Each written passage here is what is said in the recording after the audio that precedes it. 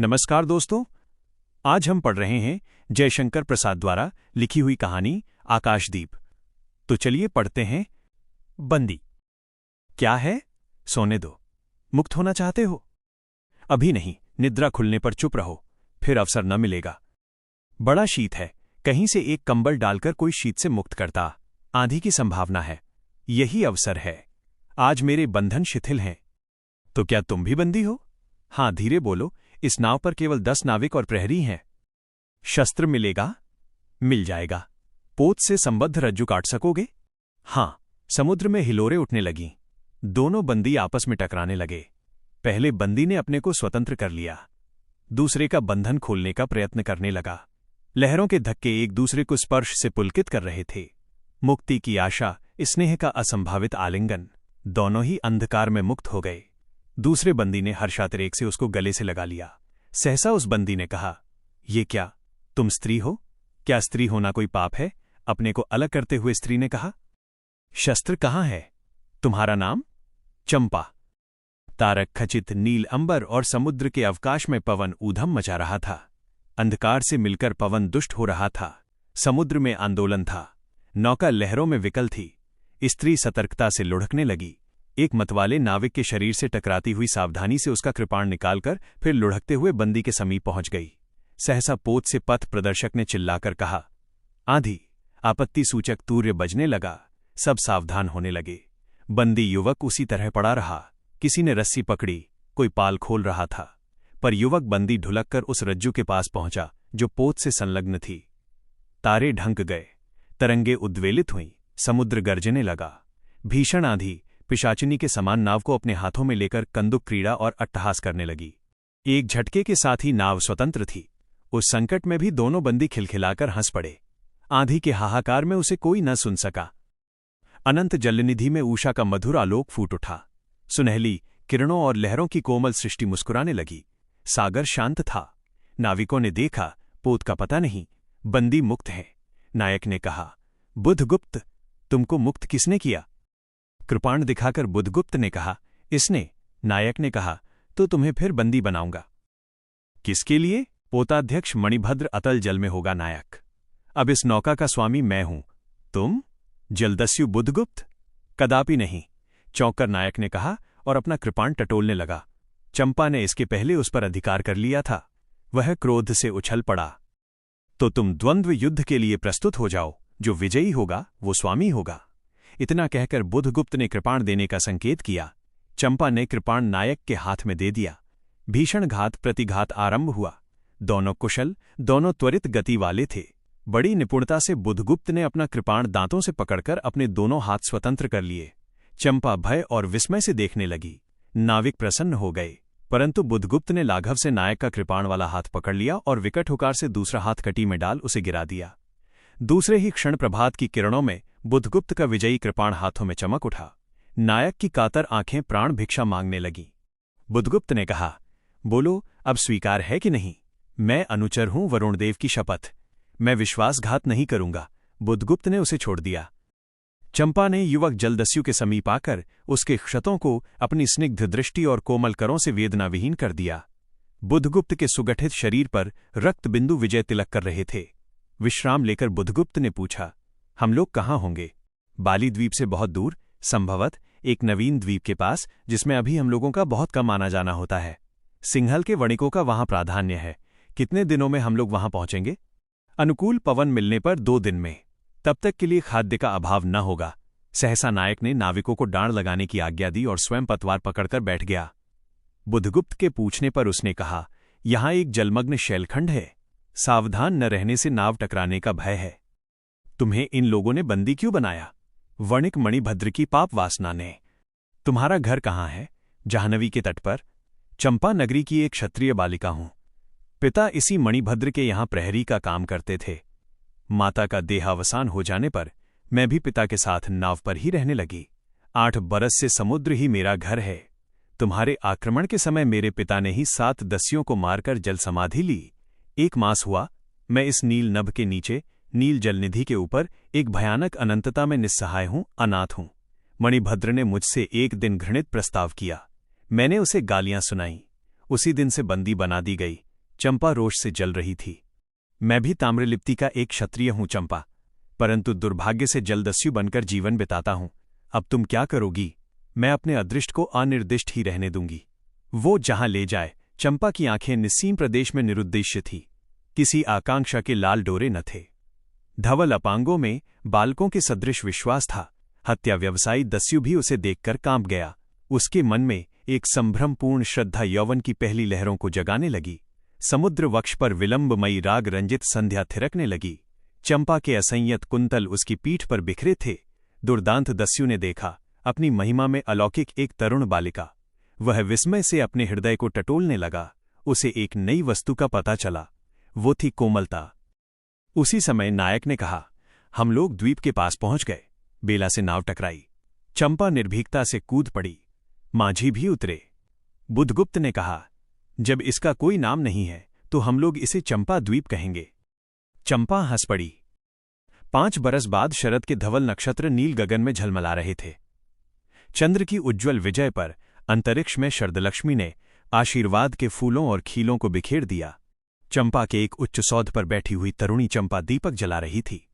बड़े यत्न से अभ्रक की मंजूषा में दीप धरकर उसने अपनी सुकुमार उंगलियों से डोरी खींची। वो दीपाधार ऊपर चढ़ने लगा। भोली भोली आंखें उसे ऊपर चढ़ते बड़े हर्ष से देख रही थीं। डोरी धीरे धीरे खींची गई। चंपा की कामना थी कि उसका आकाश दीप नक्षत्रों से हिलमिल जाए, किंतु वैसा होना असंभव था। उसने आशा भरी आंखें फिरा लीं। सामने जलराशि का रजत श्रृंगार था। वरुण बालिकाओं के लिए लहरों से हीरे और नीलम की क्रीड़ा शैलमालाएं बन रही थीं, और वे मायाविनी छलनाएं अपनी हंसी का कलनाद छोड़कर छिप जाती थीं। दूर दूर से धीवरों का वंशी झनकार उनके संगीत सा मुखरित होता था। चंपा ने देखा कि तरल संकुल जल राशि में उसके कंडील का प्रतिबिंब अस्त व्यस्त था। वो अपनी पूर्णता के लिए सैकड़ों चक्कर काटता था। वो अनमनी होकर उठ खड़ी हुई। किसी को पास न देखकर पुकारा, जया। एक श्यामा युवती सामने आकर खड़ी हुई। वह जंगली थी। नील नभोमंडल के मुख में शुद्ध नक्षत्रों की पंक्ति के समान उसके दांत हंसते ही रहते। वो चंपा को रानी कहती। बुधगुप्त की आज्ञा थी। महानाविक कब तक आवेंगे? बाहर पूछो तो। चंपा ने कहा। जया चली गई। दूरागत पवन चंपा के आंचल में विश्राम लेना चाहता था। उसके हृदय में गुदगुदी हो रही थी। आज न जाने क्यों वो बेसुध थी। वह दीर्घकाल दृढ़ पुरुष ने उसकी पीठ पर हाथ रख चमत्कृत कर दिया। उसने फिरकर कहा, बुधगुप्त, बावली हो क्या? यहां बैठी हुई अभी तक दीप जला रही हो। तुम्हें ये काम करना है? क्षीरनिधिशायी अनंत की प्रसन्नता के लिए क्या दासियों से आकाश दीप जलवाऊं? हंसी आती है। तुम किसको दीप जलाकर पथ दिखलाना चाहती हो? उसको जिसको तुमने भगवान मान लिया है? हां, वो भी कभी भटकते हैं, भूलते हैं। नहीं तो बुधगुप्त को इतना ऐश्वर्य क्यों देते? तो बुरा क्या हुआ? इस द्वीप की अधीश्वरी चंपा रानी, मुझे इस बंदी गृह से मुक्त करो। अब तो बाली, जावा और सुमात्रा का वाणिज्य केवल तुम्हारे ही अधिकार में है महानाविक। परंतु मुझे उन दिनों की स्मृति सुहावनी लगती है जब तुम्हारे पास एक ही नाव थी और चंपा के उपकूल में पड़ने लादकर हम लोग सुखी जीवन बिताते थे। इस जल में अगणित बार हम लोगों की तरी आलोकमय प्रभात में तारिकाओं की मधुर ज्योति में थिरकती थी। बुधगुप्त, उस विजन अनंत में जब माझी सो जाते थे, दीपक बुझ जाते थे, हम तुम परिश्रम से थककर पालों में शरीर लपेटकर एक दूसरे का मुंह क्यों देखते थे? वह नक्षत्रों की मधुर छाया। तो चंपा, अब उससे भी अच्छे ढंग से हम लोग विचर सकते हैं। तुम मेरी प्राणदात्री हो, मेरी सर्वस्व हो। नहीं नहीं, तुमने दस्युवृत्ति छोड़ दी, परंतु हृदय वैसा ही अक्रूण, सतृष्ण और ज्वलनशील है। तुम भगवान के नाम पर हंसी उड़ाते हो, मेरे आकाशदीप पर व्यंग कर रहे हो नाविक। उस प्रचंड आंधी में प्रकाश की एक एक किरण के लिए हम लोग कितने व्याकुल थे। मुझे स्मरण है, जब मैं छोटी थी, मेरे पिता नौकरी पर समुद्र में जाते थे। मेरी माता मिट्टी का दीपक बांस की पिटारी में भागीरथी के तट पर बांस के साथ ऊंचे टांग देती थी। उस समय वो प्रार्थना करती, भगवान, मेरे पथ भ्रष्ट नाविक को अंधकार में ठीक पथ पर ले चलना। और जब मेरे पिता बरसों पर लौटते तो कहते, साध्वी, तेरी प्रार्थना से भगवान ने संकटों में मेरी रक्षा की है। वो गदगद हो जाती। मेरी माँ, आह नाविक, यह उसी की पुण्य स्मृति है। मेरे पिता, वीर पिता की मृत्यु के निष्ठुर कारण जलदस्यु, हट जाओ। सहसा चंपा का मुख क्रोध से भीषण होकर रंग बदलने लगा। महानाविक ने कभी ये रूप न देखा था। वो ठठाकर हंस पड़ा। ये क्या चंपा, तुम अस्वस्थ हो जाओगी, सो रहो, कहता हुआ चला गया। चंपा मुट्ठी बांधे उन्मादनी सी घूमती रही। निर्जन समुद्र के उपकूल में वेला से टकराकर लहरें बिखर जाती थीं। पश्चिम का पथिक थक गया था। उसका मुख पीला पड़ गया। अपनी शांत गंभीर हलचल में जलनिधि विचार में निमग्न था। वह जैसे प्रकाश की उन्मलिन किरणों से विरक्त था। चंपा और जया धीरे धीरे उस तट पर आकर खड़ी हो गईं। तरंग से उठते हुए पवन ने उनके वसन को अस्त व्यस्त कर दिया। जया के संकेत से एक छोटी सी नौका आई। दोनों के उस पर बैठते ही नाविक उतर गया। जया नाव खेने लगी। चंपा मुग्ध सी समुद्र के उदास वातावरण में अपने को मिश्रित कर देना चाहती थी। इतना जल, इतनी शीतलता, हृदय की प्यास न बुझी। पी सकूंगी? नहीं। तो जैसे वेला में चोट खाकर सिंधु चिल्ला उठता है, उसी के समान रोदन करूं? या जलते हुए स्वर्ण गोलक सदृश अनंत जल में डूबकर बुझ जाऊं? चंपा के देखते देखते पीड़ा और ज्वलन से आरक्त बिंब धीरे धीरे सिंधु में चौथाई आधा, फिर संपूर्ण विलीन हो गया। एक दीर्घ निश्वास लेकर चंपा ने मुंह फेर लिया। देखा तो महानाविक का बजरा उसके पास है। बुधगुप्त ने झुककर हाथ बढ़ाया। चंपा उसके सहारे बजरे पर चढ़ गई। दोनों पास पास बैठ गए। इतनी छोटी नाव पर इधर घूमना ठीक नहीं। पास ही वह जलमग्न शैलखंड है। कहीं नाव टकरा जाती या ऊपर चढ़ जाती चंपा तो अच्छा होता। बुधगुप्त, जल में बंदी होना कठोर प्राचीरों से तो अच्छा है। आह चंपा, तुम कितनी निर्दय हो। बुधगुप्त को आज्ञा देकर देखो तो वो क्या नहीं कर सकता। जो तुम्हारे लिए नए द्वीप की सृष्टि कर सकता है, नई प्रजा खोज सकता है, नए राज्य बना सकता है, उसकी परीक्षा लेकर देखो तो। कहो चंपा। वह कृपाण से अपना हृदय पिंड निकाल अपने हाथों अतल जल में विसर्जन कर दे। महानाविक जिसके नाम से बाली, जावा और चंपा का आकाश गूंजता था, पवन थर्राता था, घुटनों के बल चंपा के सामने छलछलाई आंखों से बैठा था। सामने शैलमाला की चोटी पर हरियाली में विस्तृत जलदेश में नील पिंगल संध्या, प्रकृति की सहृदय कल्पना, विश्राम की शीतल छाया स्वप्नलोक का सृजन करने लगी। उस मोहिनी के रहस्यपूर्ण नीलजाल का कुहक स्फुट हो उठा। जैसे मदिरा से सारा अंतरिक्ष सिक्त हो गया, सृष्टि नील कमलों में भर उठी। उस सौरभ से पागल चंपा ने बुधगुप्त के दोनों हाथ पकड़ लिए। वहां एक आलिंगन हुआ, जैसे क्षितिज में आकाश और सिंधु का। किंतु उस परिरंभ में सहसा चैतन्य होकर चंपा ने अपनी कंचुकी से एक कृपाण निकाल लिया। बुधगुप्त, आज मैं अपने प्रतिशोध का कृपाण अतल जल में डुबा देती हूं। हृदय ने छल किया, बार बार धोखा दिया।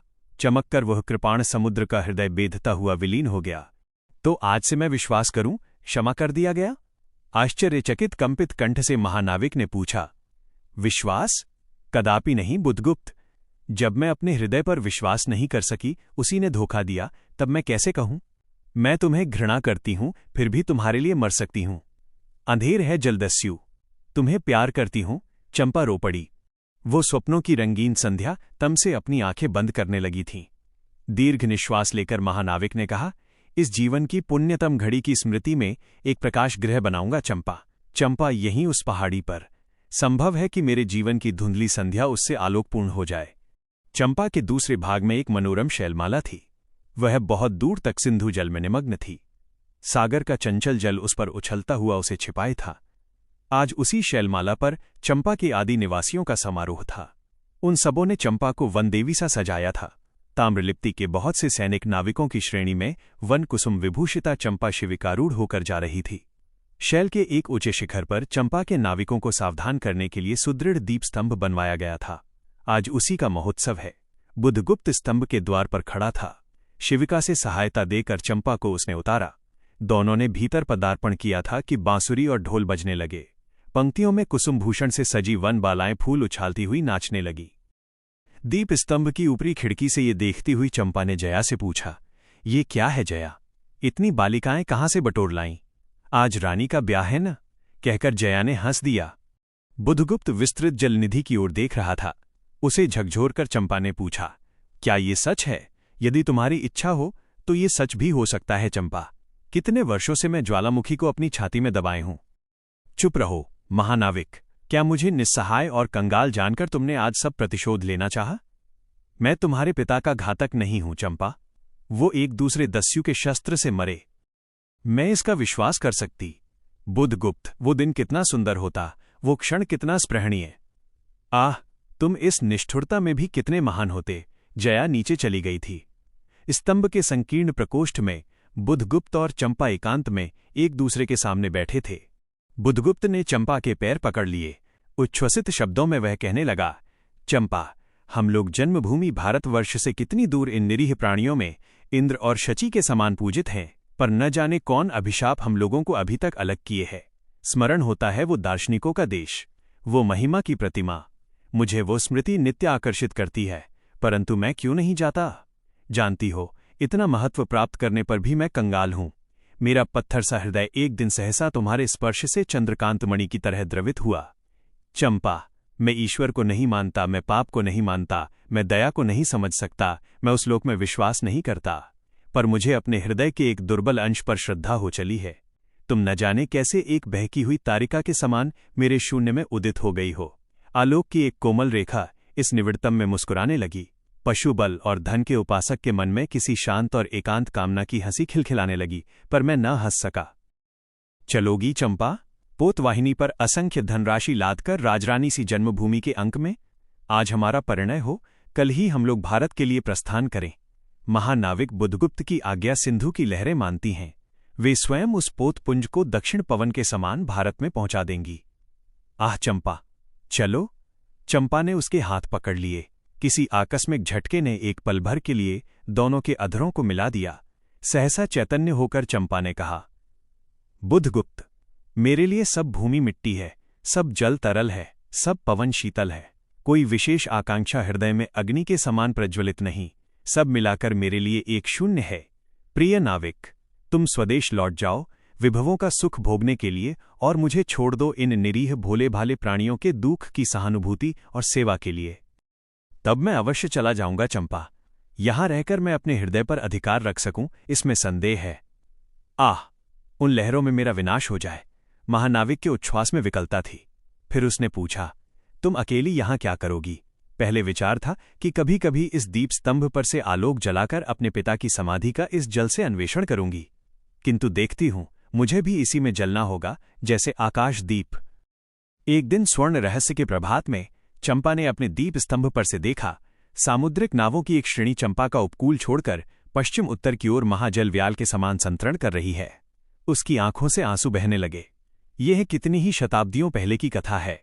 चंपा आजीवन उस दीप स्तंभ में आलोक जलाती रही, किंतु उसके बाद भी बहुत दिन दीप निवासी उस माया ममता और स्नेह सेवा की देवी की समाधि सदृश पूजा करते थे। एक दिन काल के कठोर हाथों ने उसे भी अपनी चंचलता से गिरा दिया। तो ये थी आकाशदीप कहानी। अगली कहानी आपको कौन सी सुननी है, कमेंट में जरूर बताएं।